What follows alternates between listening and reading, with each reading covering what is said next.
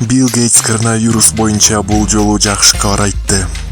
Microsoft компаниясынын негиздөөчүсү Билл Гейтс келе жаткан жылдын ортосунан тартып, коронавирустун коркунучу мезгилдүү грипптин деңгээлине чейин төмөндөрүн билдирди.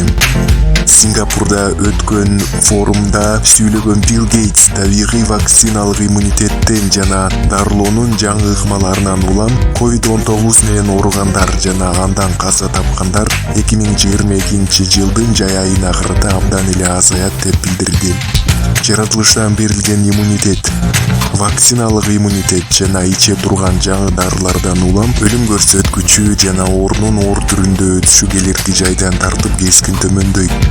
Ал турбай мезгилдүү грипптей эле болуп калат, деди Гейтс.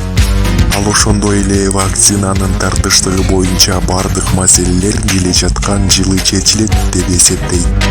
Ошондой эле коронавируска каршы Мерс компаниясы чыгарган таблеткалардын баасы болгону $8 гана болорун. Бул тобокелдик зонасындагы адамдардын аны ичүүсүнө мүмкүндүк берерин кошумчалады.